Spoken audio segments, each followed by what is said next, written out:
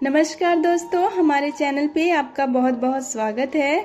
और आज की कहानी है लॉकर और खूबसूरत औरत। मानसी अपने पति रौनक और बच्चों के साथ बहुत खुश थी।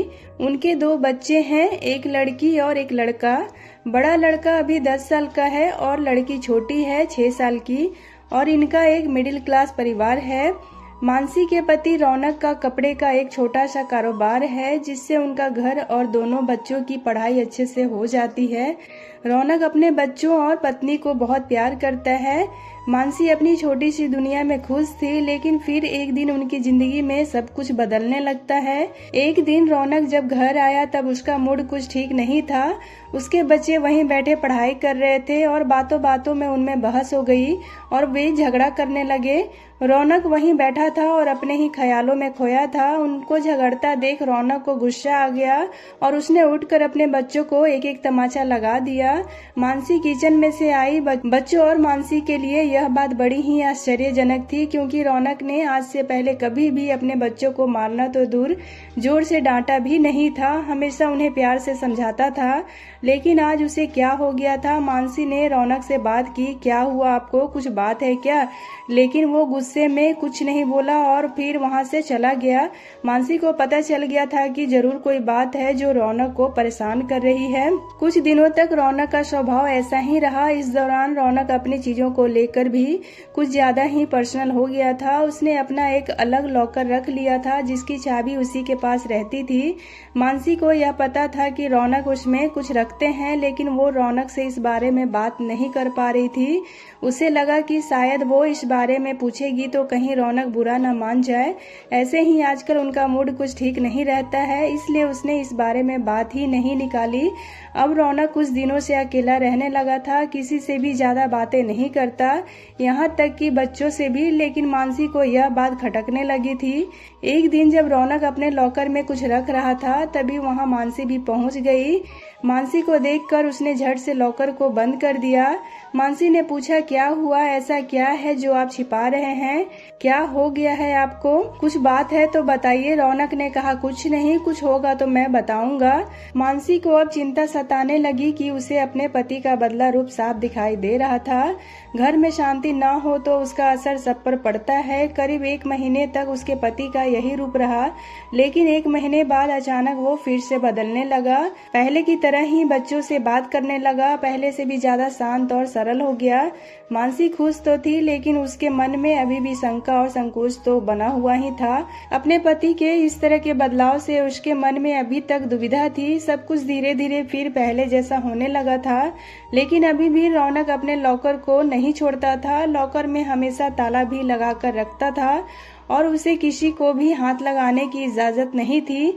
मानसी को लगा रौनक फिर से वैसे ही हो रहे हैं, लेकिन अभी यह काफी है। शायद धीरे धीरे वह खुद ही अपने मन की बात मुझे बता देंगे। समय बीतता गया। फिर एक दिन मानसी दोपहर में अपने घर के कुछ जरूरी काम से निकल गई। रौनक दुकान पर थे और बच्चे स्कूल गए थे, इसलिए वो घर के काम से खुद ही गई। लेकिन बाहर जाने पर उसे पता नहीं था कि उसे ऐसा कुछ दिखाई देने वाला है। उसे वहाँ रौनक दिखाई दिया, वो भी एक बहुत ही खूबसूरत औरत के साथ, और रौनक उसे पैसे भी दे रहा था।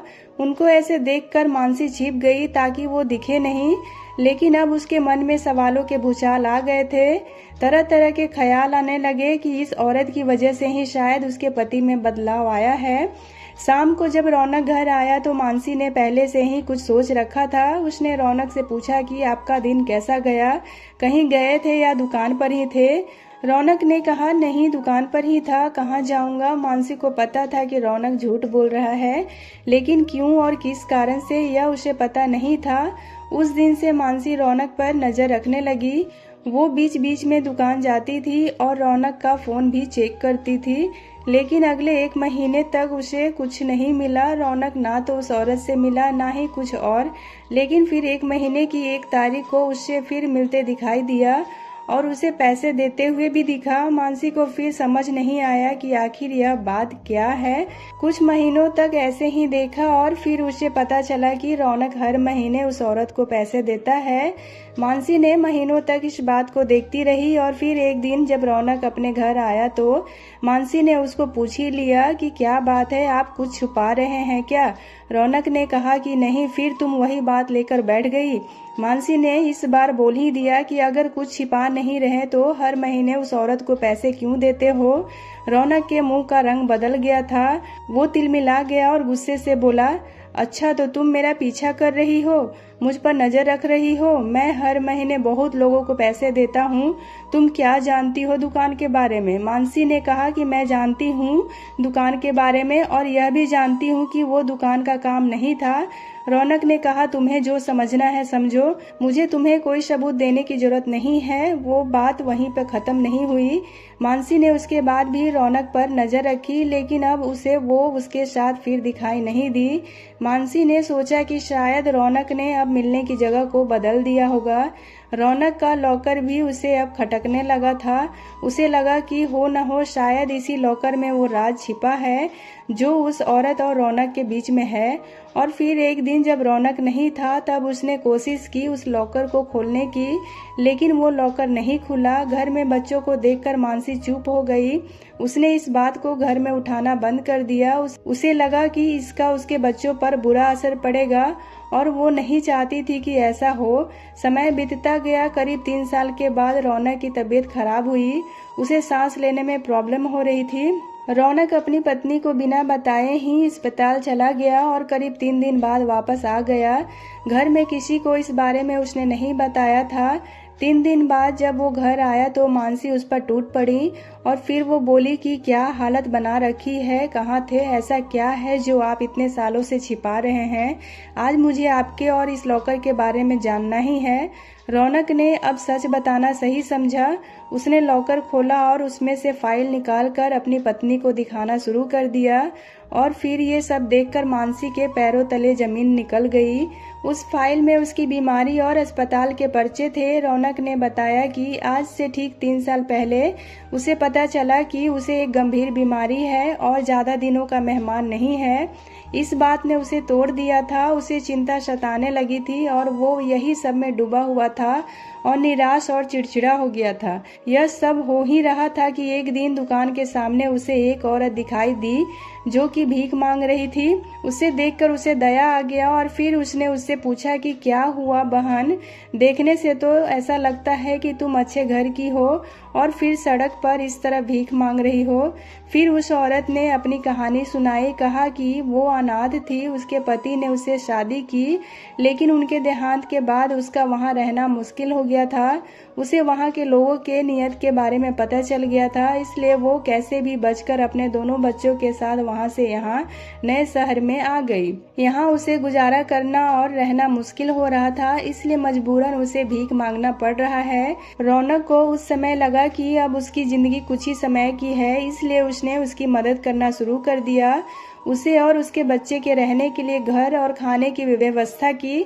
साथ ही हर महीने उसे पैसे भी भेजता है। उसने ना सिर्फ उसकी बल्कि औरों को भी मदद करना शुरू किया। रौनक भी आश्चर्य में था कि इस दौरान उसे पैसों की कमी नहीं रही। साथ ही जो बीमारी उसे कुछ दिनों में खत्म करने वाली थी, उसके इस अच्छे काम की वजह से उसे अभी तक जीवित रखे हुए है। उसने अपनी पत्नी से कहा कि अब मैं अपने घर की जरूरत के बाद जितना हो सकता है मदद करता हूँ जिससे जरूरत है। ऐसा करके मुझे अंदर से खुशी मिलती है। शायद यह उन लोगों की दुआ ही है जो अभी तक मैं जीवित हूँ। मानसी यह सब सुनकर रोने लगी और उसने अपने पति से माफी भी मांगी। उसने कहा कि आप इतना सब कुछ झेल रहे थे और मैं आपको कितना गलत समझ रही थी। मानसी भी अब रौनक के इस काम में उसका साथ देने लगी। इस जिंदगी में कब क्या हो जाए हम में से कोई नहीं जानता। अगर हम किसी के काम आ जाए, किसी को जिंदगी जीने में मदद कर दें, तो उससे बड़ी बात कुछ नहीं है। अच्छे कर्मों और अच्छी नीयत का फल हमेशा अच्छा ही होता है। तो दोस्तों, उम्मीद करती हूँ आपको आज की ये कहानी काफ़ी पसंद आई होगी। तो अगर आपको ये कहानी पसंद आए तो वीडियो को लाइक और अपना प्यारा सा एक कमेंट ज़रूर कीजिएगा। और ऐसी और भी कहानियाँ देखने के लिए हमारे चैनल को सब्सक्राइब करके बेल आइकन को प्रेस कर दीजिएगा, ताकि मेरी आने वाली वीडियोज़ की नोटिफिकेशन आपको मिलती रहे। वीडियो में अंत तक बने रहने के लिए आपका बहुत बहुत धन्यवाद।